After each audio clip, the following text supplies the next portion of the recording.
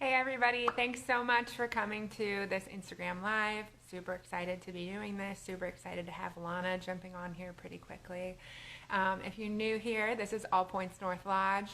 We are a health, wellness, personal development, and addiction treatment center, and we're just super excited to be able to give you some content that's hopefully helpful for your life, share some stories, and remind you that you are not alone in this. We're all going through it.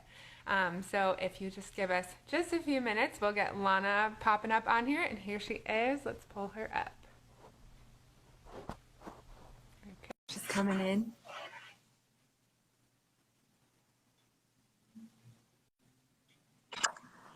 Hi, Hi, Lana, how are you?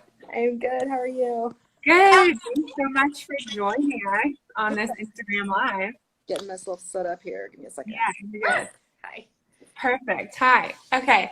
So I'll just intro you to everybody. So this is Lana Seiler. She's the Director of Trauma Services at All Points North Lodge. And that's our campus based in Edwards, Colorado. So you're out in Colorado right now, right? Yeah, do you want me to show you the view real quick? Yeah, let's see it. Oh my word. I know. You're really roughing it out there. Uh, Yeah, so we're so excited to have you. Excited to just kind of start sharing this content that's hopefully helpful for people. It's crazy because we can't talk to each other in person right now, so it's great to have you virtually. yeah, it's so great that we have technology that allows us to do this. I can't imagine what we would all be doing if we didn't.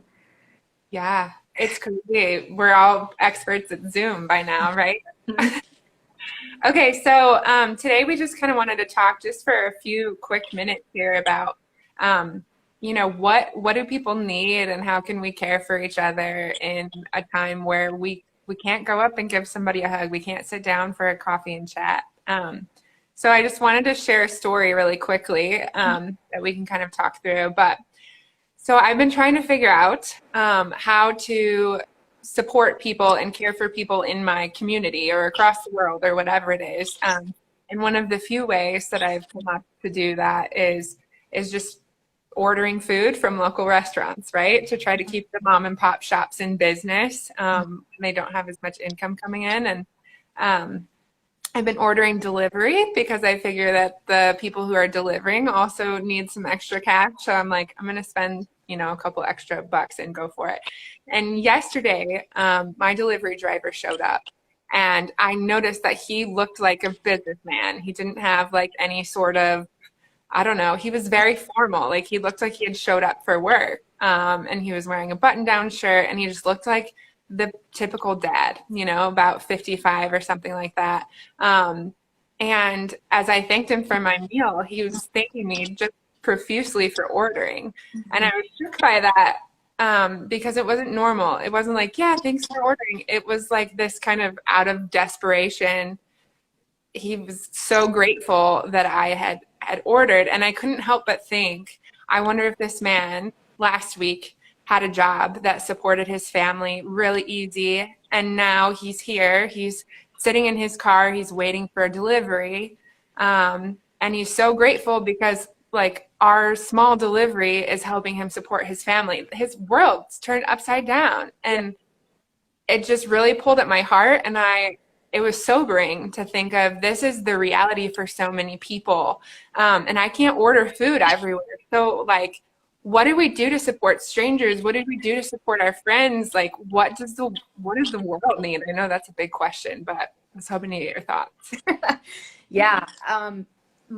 The word that was coming to my mind when you were speaking was also sobering.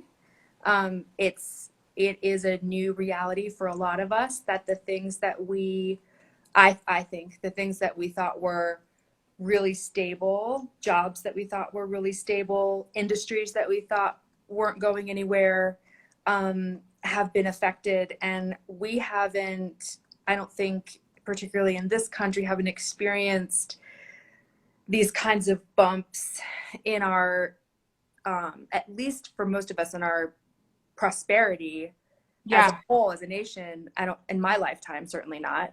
it's new, Um, unprecedented for yeah. sure. So we aren't used to this kind of thing. We're used to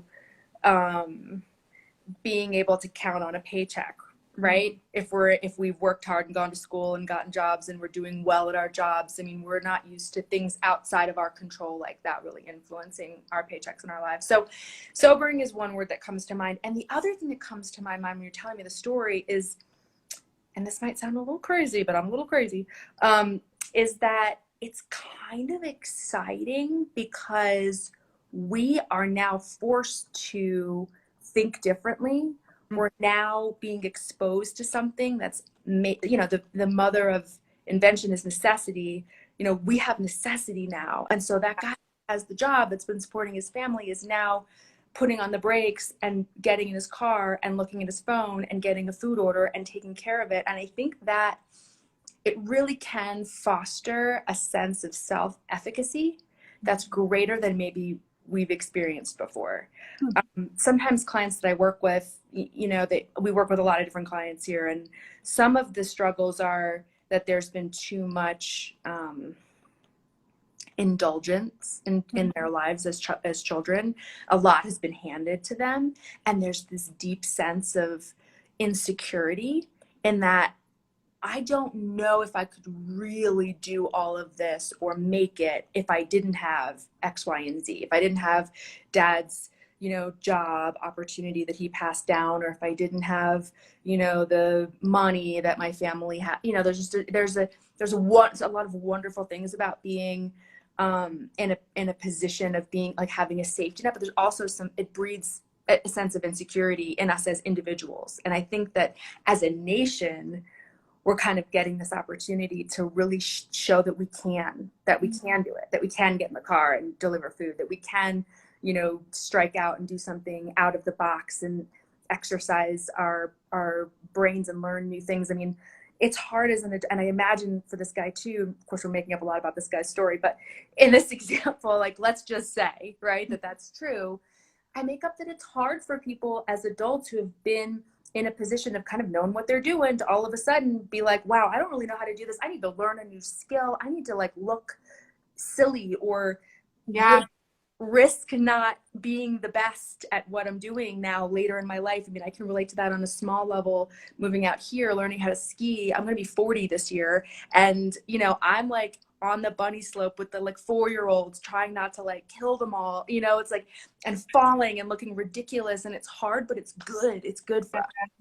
And I think on a bigger scale, we're all doing that, even if it means staying home. Yeah. It's this idea of like everything being stripped down, reminding us of, our worth is in just the simple essence of our life. It's not in all this extra stuff that we think we need, right? Yeah. And what's important becomes so much more important, like the real stuff. The fact that, we're doing this Facebook Live or Instagram Live, wherever we are, whatever platform, and that we're all like FaceTiming each other because we need that connection, and families like relearning how to get along, and parents homeschooling their kids. I mean, I'm just looking at my feeds and it's flooded with my friends who are parents who are like getting this opportunity really to relearn their children and redefine their relationships with their kids, and so much appreciation for teachers. I'm seeing all this, all these posts about that. I mean, there's a lot of opportunity. It's hard, and I'm not minimizing how hard it is. We all have people who are suffering, and people who are, we know, who are sick, and it's very serious and very sobering. And at the same time, there's a lot of room for growth for all of us, and I think that's exciting. Yeah, and that sobering is like is an external kind of bottom, right, where we learn to rebuild. And yeah, that's great. How have you seen, or how do you think that, like, from a distance, I can support friends who are struggling? Like, how am I an effective support without being there physically? I think doing the things we're talking about, reaching out in any way we can. I know people are doing virtual coffee dates, doing things like, there's some platforms out there that do group groups. I think that's helpful, so we can feel like, we're social at the end of the day. We're social creatures. We need that.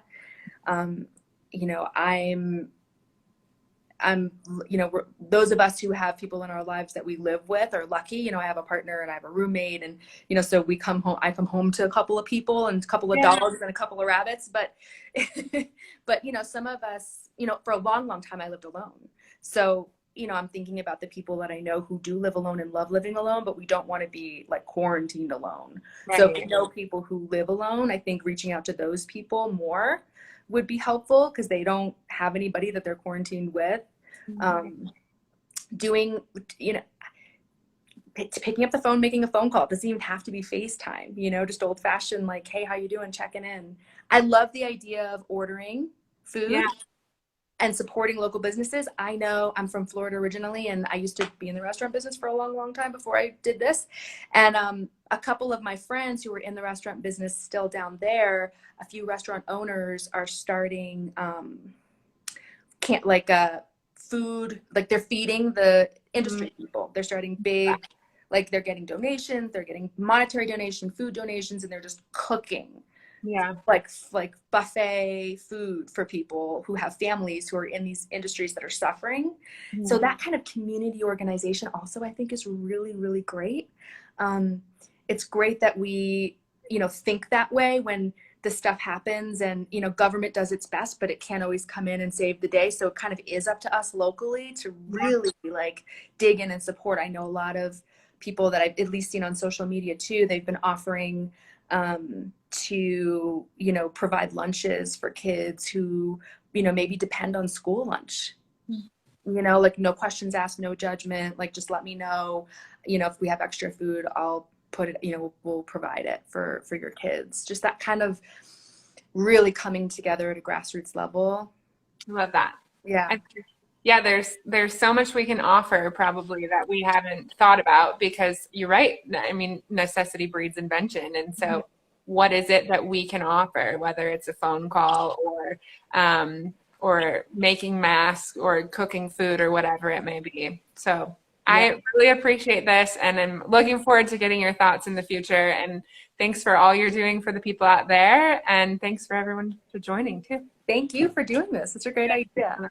Love it. Okay. Good to see you.